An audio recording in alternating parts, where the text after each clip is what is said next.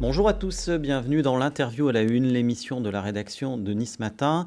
Une émission que j'ai le plaisir de présenter avec Frédéric Maurice. C'est le pilier et le cerveau de cette émission, chef de l'édition de Nice. Bonjour Frédéric. Bonjour Denis. Notre invitée aujourd'hui, Céline Petit, la secrétaire générale de la CGT des Alpes-Maritimes. Bonjour Céline Petit. Bonjour Denis, bonjour Frédéric. Merci d'avoir accepté notre invitation. Cette semaine, la CGT des Alpes-Maritimes s'est beaucoup mobilisée. L'éducation nationale, les chargés de clientèle, les agents d'Enedis ont manifesté mardi, le personnel de la protection de l'enfance jeudi. Qu'est-ce que ça veut dire? C'est que le climat social est en train de se tendre. Le climat social se tend, le climat social est surtout en danger. Toutes les annonces gouvernementales faites sur ces dernières années et ces derniers mois sont dramatiques. Le gouvernement n'entend pas la difficulté aujourd'hui dans laquelle sont l'ensemble des salariés dans différents champs professionnels. Vous en avez cité quelques-uns, mais pas que. Les champs seraient tellement vastes dans la construction, dans le transport, dans les services publics, la santé. Notre hôpital public est dans une situation dégradée de fonctionnement depuis de nombreuses années. Nous alertons, nous, en tant qu'organisation syndicale, il est temps que le gouvernement entende les revendications et mette en place de vraies mesures qui amélioreront le champ du monde du travail. Ce que vous êtes en train de nous dire, c'est que la grogne est en train de prendre de l'ampleur un petit peu partout. La grogne prend de l'ampleur, alors différemment suivant les champs.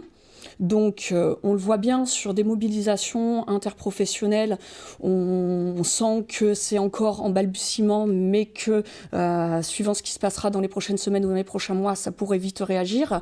Et après, dans certains champs professionnels spécifiques, on le voit très bien, l'éducation nationale, la protection de l'enfance, c'est vraiment une grogne qui est en train de monter. Les attaques sont trop fortes pour permettre aux salariés de pouvoir continuer dans ces conditions-là.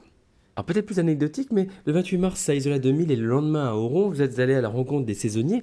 Est-ce que c'était un prétexte pour aller skier ? Pas du tout. Alors déjà, je vais vous le dire, je ne skie pas.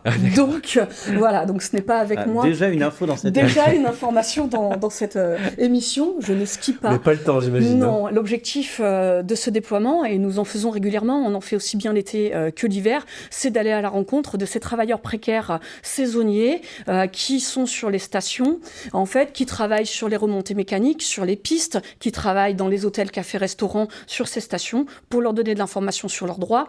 Et au vu des dernières annonces gouvernementales faites par le Premier ministre Gabriel Attal quelques jours auparavant, nous n'aurions pas pu manquer cette rencontre avec ces salariés pour aller les mettre en alerte sur cette prochaine réforme annoncée de l'assurance chômage par le gouvernement. Ils ont d'ailleurs pu nous dire qu'ils étaient fortement impactés par déjà les dernières réformes de l'assurance chômage qui les met dans la précarité, qui ne leur permet plus de faire valoir leurs droits en tant que demandeurs d'emploi quand ils ont des coupures dans leur contrat saisonnier. La précarité s'installe. Certains et certaines se posent même la question s'ils ne vont pas arrêter leur travail en tant que saisonniers pour faire autre chose. Et là, ce serait dramatique. Il y a une réalité aussi, c'est que ce métier est en train de changer profondément. Il y a des bouleversements ces dernières années qui font qu'il ne s'exerce pas de la même manière. On est bien d'accord. Mais ça s'aménage. Les stations, d'ailleurs, ont des réflexions économiques sur comment ils aménagent leurs activités au niveau des stations de ski. Donc, pour ne plus faire que du ski, mais bien d'autres activités qui sont proposées. Il y a des projets sur les stations d'Isola 2000 et d'Oron de création de complexes de luge 4 saisons, d'acrobranche. Ils ont fortement développé les sentiers pour permettre aux VTTistes l'été de pouvoir avoir des activités. Donc, pour autant, il y a du travail pour les saisonniers, mais il faut respecter. Ils ne se sentent plus respectés aujourd'hui dans le travail qu'ils font. Il y a du travail, il y a aussi une crise du recrutement des saisonniers avec beaucoup de problématiques associées, notamment la question du logement. Tout à fait. Alors, on est moins impacté sur le département des Alpes-Maritimes au niveau du logement des saisonniers. C'est une question qu'on a abordée avec eux. Même l'été ? Même l'été, en fait, parce que pour les saisonniers, par exemple, sur Isola 2000, il y a tout un dispositif de logement qui est mis en place, pris en charge par la SEM, et ça, on ne peut que s'en satisfaire, nous, en tant qu'organisation syndicale. Mais là, vous parlez des saisonniers de montagne. Tout à pour fait. les saisonniers de littoral, pour l'été, pour le littoral, c'est la catastrophe sur le littoral. Le logement sur les Alpes-Maritimes, c'est un état de dégradation totale. Les loyers sont à des prix faramineux, et bien évidemment, ça ne permet pas le recrutement et permettre à des travailleuses et à des travailleurs de pouvoir venir travailler dans des bonnes conditions de vie personnelle et de travail. Et bien sûr, sans oublier la question des salaires. Alors, vous avez évoqué la réforme de l'assurance chômage. Le Premier ministre Gabriel Attal annonce qu'il y aura, je cite, une réforme de l'assurance chômage cette année avec pour objectif d'atteindre le plein emploi, qu'il y ait davantage de Français qui travaillent. Il était invité de TF1 le 27 mars. On l'écoute. Donc, une des pistes, c'est de réduire cette durée d'indemnisation de plusieurs mois. Je ne pense pas qu'il faille que ça aille en dessous de 12 mois, parce qu'on voit qu'il y a un effet très fort dans les 12 premiers mois, mais c'est la première piste. Ensuite, dans le deuxième paramètre, vous avez le temps qu'il faut avoir travaillé pour pouvoir bénéficier du chômage. C'est 6 mois aujourd'hui. Aujourd'hui, c'est 6 mois, sur les 6 mois sur les 2 dernières années. Si vous travaillez 6 mois tous les 2 ans, vous avez votre indemnisation chômage. Là aussi, on peut imaginer soit de dire qu'il faut travailler davantage sur les 24 derniers mois, ou alors dire les 6 mois, ils s'apprécient sur une durée moins longue, qui est plus 24 mois, mais qui est par exemple 18 mois. Donc ça, c'est le deuxième levier. Et le troisième levier, c'est celui du niveau d'indemnisation du chômage. Combien vous touchez quand vous êtes au chômage et comment est-ce que ça baisse en fonction du temps que vous passez au chômage pour vous inciter à reprendre un emploi. Là aussi, c'est une des pistes qui a moins ma préférence que les 2 précédentes, mais on va laisser les partenaires sociaux travailler. Ensuite, vous m'avez demandé le calendrier. Je veux que nous ayons les paramètres de cette réforme à l'été pour qu'elle puisse entrer en vigueur d'ici à l'automne, comme je m'y suis engagé. Alors Céline Petit, cette analyse et cette proposition de Gabriel Attal de 3e réforme de l'assurance chômage, vous réagissez comment ? Croyez-vous vraiment que c'est ça qui va permettre de baisser le chiffre du nombre d'allocataires de chômage ? Est-ce que ça va permettre aux plus précaires qui sont en recherche d'emploi de pouvoir trouver un emploi qui corresponde à leurs qualifications et à leurs demandes ? On le voit très bien, la 2e réforme de l'assurance chômage n'est pas efficiente. Pourquoi une 3e ? Si elle ne sera pas efficiente non plus, telle que le pense le gouvernement. Au contraire, elle va créer encore plus de précarité, encore plus de difficultés à l'accès au travail. Donc, en ce qui concerne notre organisation syndicale, vous vous en doutez bien, on va se mettre en ordre de bataille pour contrecarrer la mise en place de cette réforme. Nous n'y sommes pas du tout favorables. Donc, ce ne sont que des belles annonces qui ne sont pas adaptées du tout. Pour la CGT, donc c'est hors de question, ça veut dire que vous ne participerez pas aux négociations ? Alors, pour l'instant, nous avons participé aux négociations. On est parti sur, il y a une négociation en cours là jusqu'au 8 avril sur le travail des seniors. Le travail des seniors. À l'instant T, nous ne serons pas signataires des négociations qu'il y a pu avoir. Maintenant, pour la question d'ouverture de négociations sur cette prochaine réforme de l'assurance chômage, nous avons, en tant qu'organisation syndicale, une réunion dans les prochains jours pour décider ensemble si nous participerons ou pas. Cela n'appartient pas qu'aux Alpes-Maritimes, vous en doutez bien. Nous sommes une organisation qui fonctionne démocratiquement. Nous irons donc au débat en interne pour décider de ce que nous allons faire par rapport à ce que le gouvernement est en train à nouveau d'imposer. Le plein emploi est un objectif que tout le monde a en tête. De votre point de vue, que devrait faire le gouvernement pour améliorer le marché du travail ? Permettre une meilleure accessibilité déjà à l'accompagnement par le biais de Pôle emploi, qui est devenu France Travail, donc donner des moyens à ce dispositif service public pour pouvoir accompagner les demandeurs d'emploi comme il faut, arrêter de s'attaquer à la formation professionnelle et laminer ces dispositifs qui ne permettent plus aux salariés aujourd'hui de pouvoir évoluer dans leur carrière et pouvoir voir des évolutions, des changements d'emploi s'ils le souhaitent, parce qu'ils ne se retrouvent plus dans l'emploi qu'ils ont actuellement. Et puis, à un moment donné, pour atteindre le plein emploi, avoir une réflexion sur la question des salaires, des rémunérations des salariés et également la condition des aides données aux entreprises. Peut-être qu'à partir de ce moment-là, on aura des projets qui seront plus légitimes et plus atteignables au niveau justement de cette idée du plein emploi. Juste une précision, le passage de Pôle emploi en France Travail, ça se passe bien ? Non, pas du tout. J'étais encore avec mes camarades hier de Pôle emploi, France Travail en réunion. C'est catastrophique. Qu'est-ce qui ne fonctionne pas? Tout.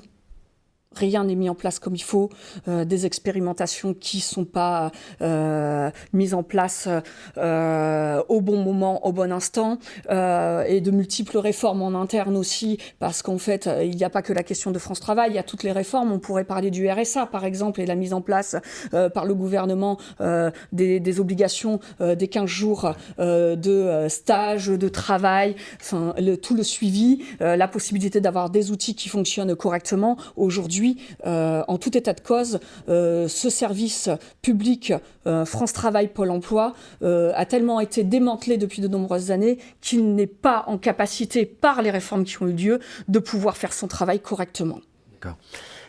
Alors, par rapport à cette réforme annoncée par Gabriel Attal, est-ce que vous avez le sentiment que le gouvernement, confronté à un endettement record, espère ainsi donner le sentiment de faire des économies? Le gouvernement fait des choix. Ces choix qu'il fait ne sont pas ceux que la CGT revendique. Faire de l'économie sur le monde du travail, il y a certainement d'autres mesures à prendre que faire des économies sur le monde du travail, comme par exemple réfléchir aux taxes et aux cotisations que devraient être versées par l'ensemble des grosses entreprises cotées au CAC 40, revoir la question comme je vous l'ai dit, des aides qui sont données aux entreprises avant de s'attaquer et encore mettre plus dans la précarité les travailleuses et les travailleurs. On va y venir, mais sur le constat, alors on le disait, que le déficit public a atteint un niveau record, 5,5% du produit intérieur brut en 2023. La dette publique a dépassé les 110% de ce PIB. D'abord, est-ce que c'est inquiétant, cette situation, selon vous, d'abord?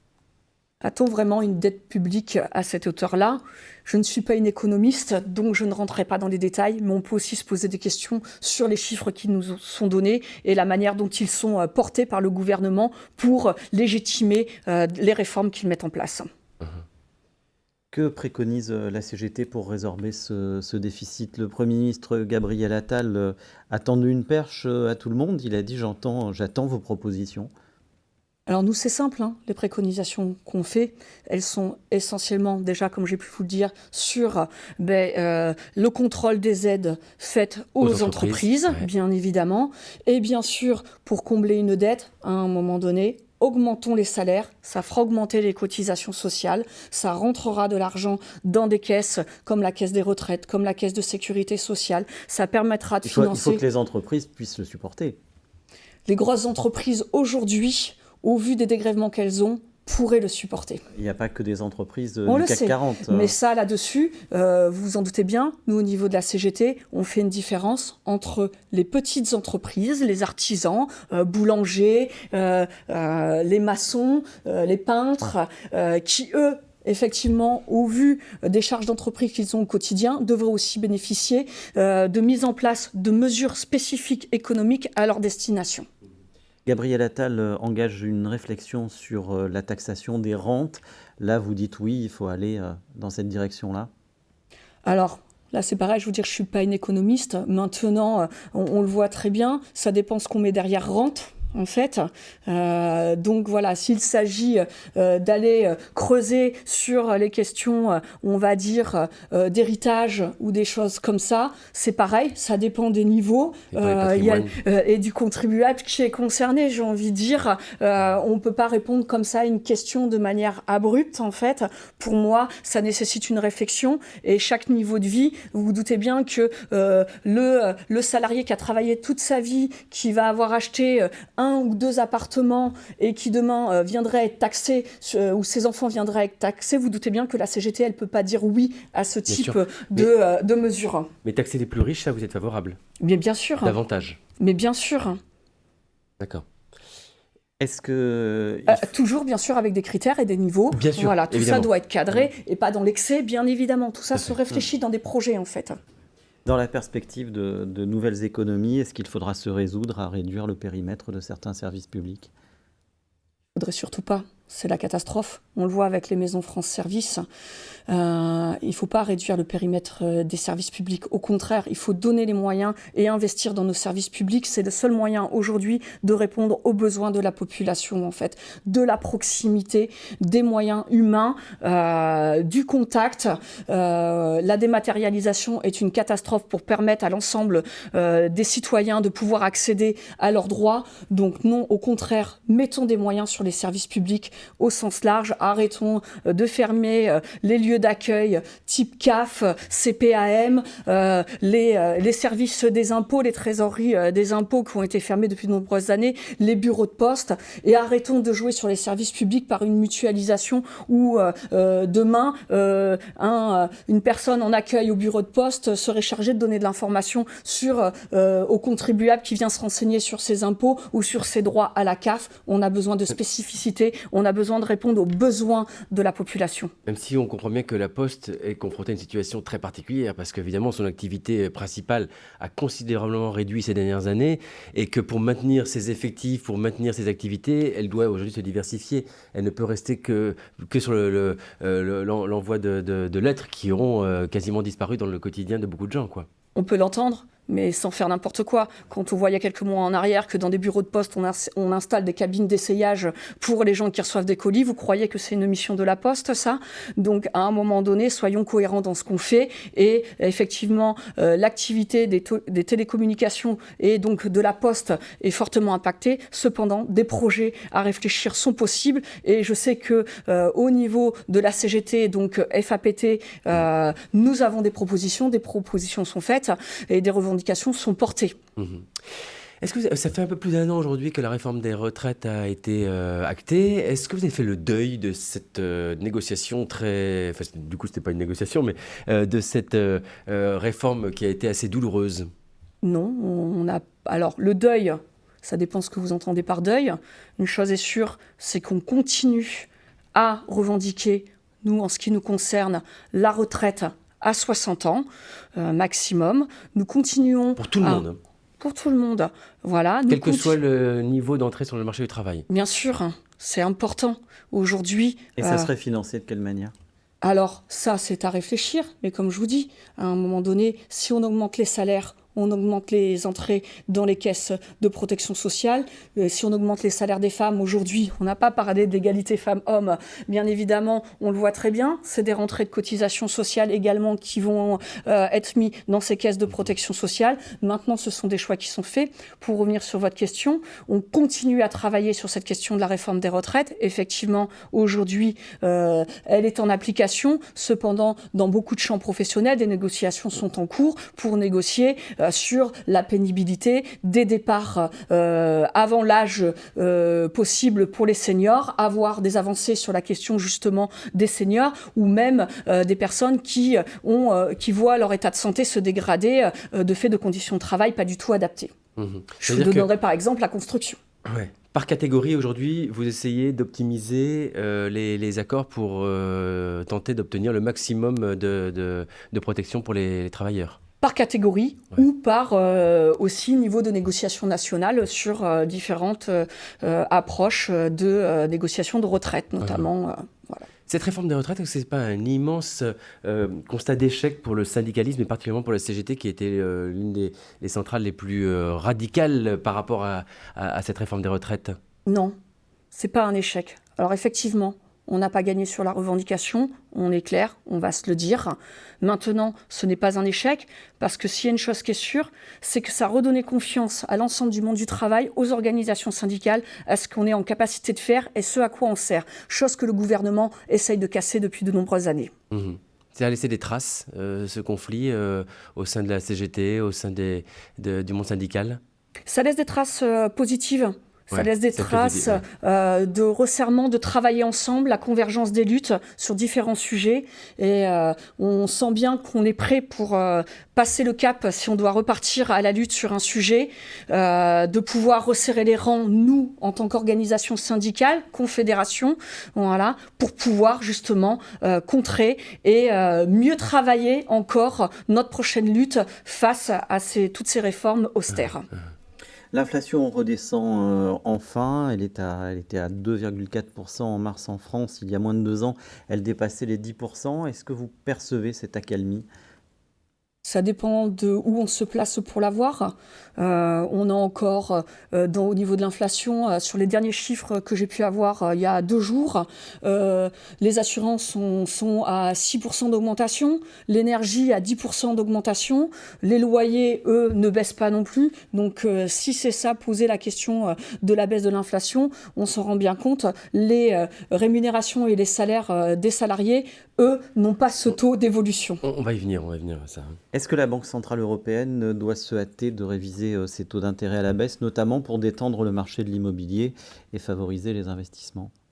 Alors, comme je vous ai pu vous le dire, je ne suis pas une économiste, je ne suis pas assez calée là-dessus, mais effectivement, je pense qu'il doit y avoir une réflexion sur la question des taux immobiliers pour permettre aux plus précaires d'accéder à l'achat de leur propre logement pour sécuriser. C'est une sécurisation, hein. Travail, logement, dans la vie, c'est une base pour pouvoir pouvoir s'en sortir. Et on le voit très bien aujourd'hui, la plupart des salariés ne sont pas en accession à la propriété ou particulièrement vrai dans ce C'est particulièrement vrai sur le département des Alpes-Maritimes.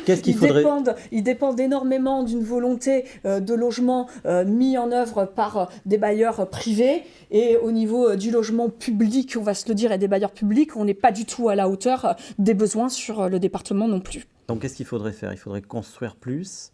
Alors, non. Pas trop de construction, respectons notre environnement. On le voit très bien aujourd'hui sur l'ensemble de notre département. Et c'est compliqué de ne pas construire alors même qu'on manque cruellement de logements. Il faut avoir une réflexion.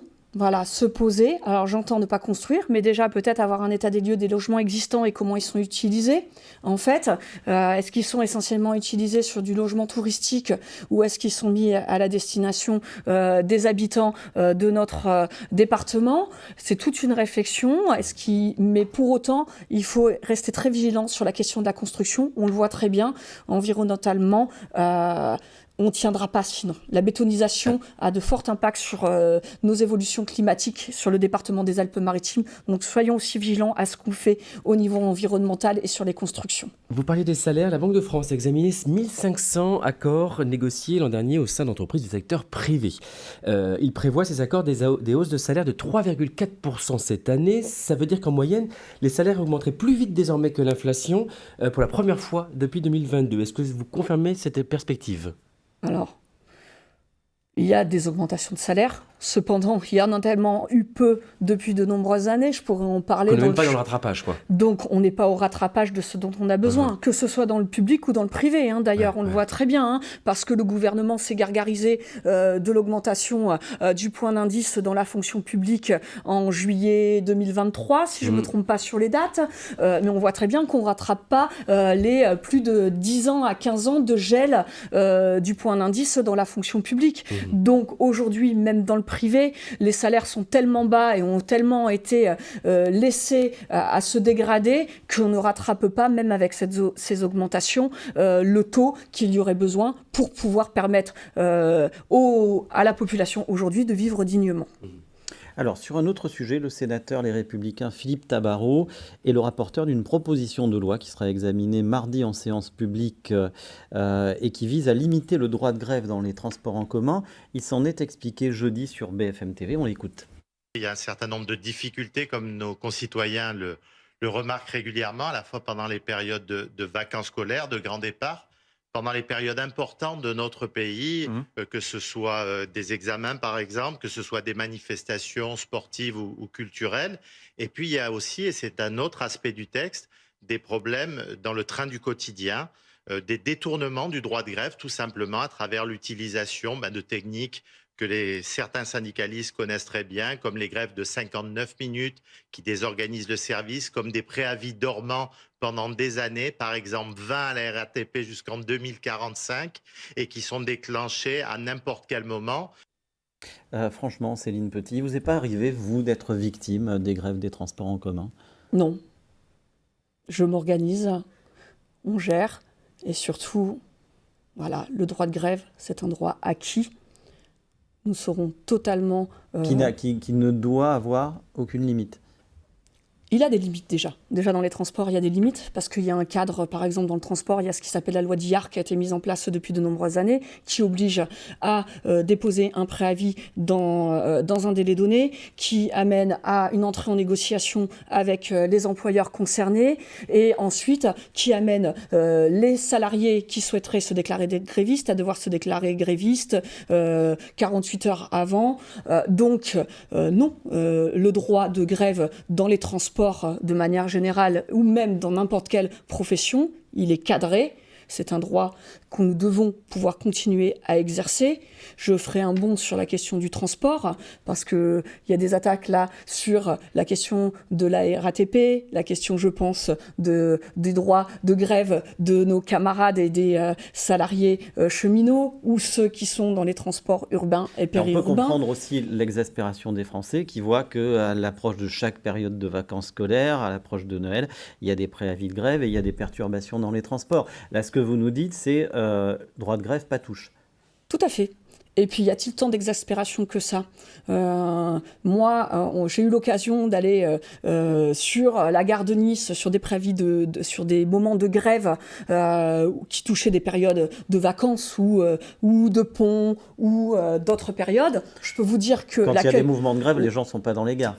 Détrompez-vous, il y en a quand même. Et ou quand on fait de l'information avant pour informer qu'il va y avoir grève et expliquer nos revendications. Et je peux vous dire qu'aujourd'hui, la population, elle n'est pas tant opposée à ça, quoi, en fait. Donc, elle entend aussi les motifs de ce qui sont mis en place. Je tiens à vous dire quand même que la déstructuration du service public de transport sur notre département est dramatique. Qu'est-ce qui a changé, pardon ? Quand vous dites déstructuration ? Par exemple, par rapport à ce qui va se mettre en place d'ici quelques mois sur la privatisation de la ligne Nice-Marseille, donc du rail. On verra ce que ça donne ensuite. Voilà la dégradation des conditions de transport sur le département des Alpes-Maritimes. Dans le même registre, en tout cas un registre similaire, est-ce qu'il faut aller jusqu'à prendre le risque de perturber et de gâcher les Jeux Olympiques pour faire aboutir des revendications ? Écoutez, à un moment donné, est-ce que les Jeux Olympiques seront perturbés ?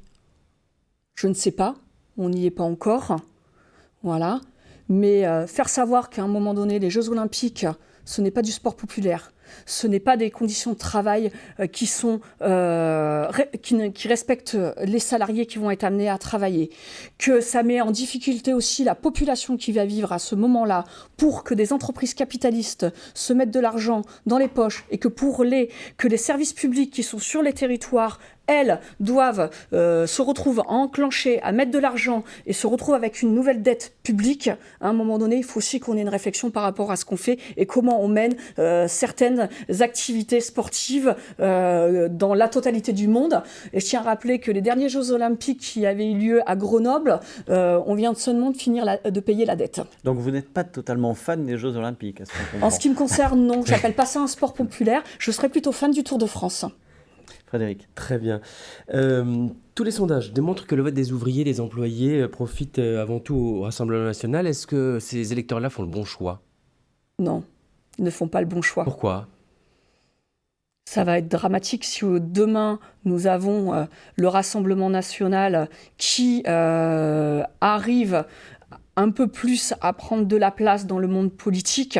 En ce qui nous concerne, organisations syndicales, on est clair, ils n'ont pas de projet social pour le monde du travail. Donc, à un moment donné, c'est un danger aujourd'hui pour notre pays, et je l'affirme haut et fort. Nous devons être très vigilants à ce qui est en train de se passer. Ne laissons pas notre pays se dégrader encore plus que ce n'est là aujourd'hui. On va très rapidement parce que le terme de l'émission approche. Voilà un an que Sophie Binet a été élue à la tête de la CGT. Pas loin d'un an aussi pour vous. C'était en juin. Qu'est-ce qui a changé à la CGT depuis que des femmes comme Sophie Binet et vous ont pris les responsabilités ? J'ai envie de dire, on n'est plus du tout sur la même dynamique. sans aucune critique envers mes camarades masculins, attention, hein, je pèserai les mots, mais je pense qu'on a amené, en faisant le choix notamment en congrès confédéral en 2023, d'élire une secrétaire générale, Sophie Binet en l'occurrence, une autre dynamique au sein de notre organisation syndicale, de la jeunesse, de la spontanéité, voilà, quelque chose qui amène une modernité de la communication vis-à-vis de notre organisation syndicale. Je pense que c'était nécessaire. On peut être fier d'avoir fait ce choix-là. Et il faut qu'on continue dans ces lignes-là. Il n'y a pas trop de réticence par rapport à une féminisation comme celle-ci, par exemple? Alors, il peut y en avoir. Maintenant, ça fait partie aussi du jeu de ce qu'on porte au quotidien. Continuons à porter nos valeurs à la CGT, de la défense des droits des femmes, de l'égalité femmes-hommes, parce que si on est capable de le faire, nous, en interne à notre organisation syndicale, ça veut dire qu'ensuite, de toute façon, ça se fera aussi dans les entreprises, ça se déclinera obligatoirement. Alors, avant de terminer, on passe à la question perso.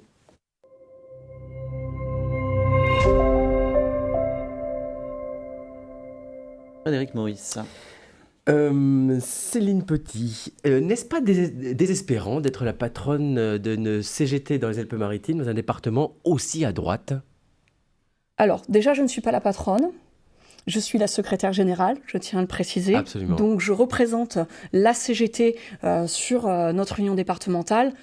Concernant la question d'un département à droite, ça fait partie des enjeux que nous avons, avec lesquels nous devons travailler. Ça ne nous empêche pas d'aller rencontrer l'ensemble de ces élus, de discuter avec eux, de voir quels sont à un moment donné les points de convergence que nous avons, de leur exprimer aussi nos désaccords et les propositions que nous avons à faire.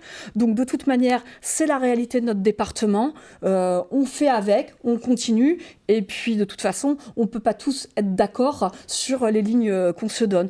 Donc moi, ça ne me pose pas de difficultés particulières, bien au contraire. Il y a des ténors là dans ces politiques locaux avec lesquels vous vous entendez bien, avec lesquels vous travaillez correctement?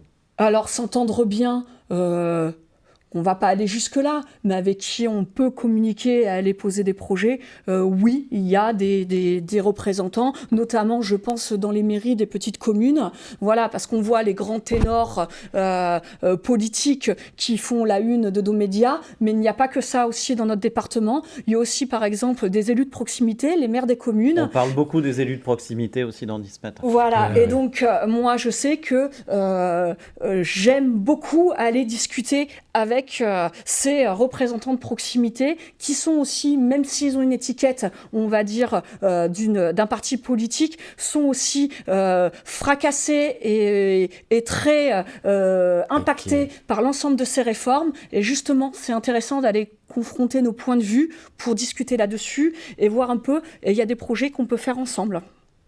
Merci beaucoup Céline Petit, merci Frédéric, merci à tous de nous avoir suivis. Merci à Sophie Doncé et Philippe Bertini pour la réalisation de cette émission, à Christelle Benjamin pour sa préparation. On se retrouve la semaine prochaine pour un nouveau rendez-vous de l'interview à la une. Bonne journée et bon week-end à tous.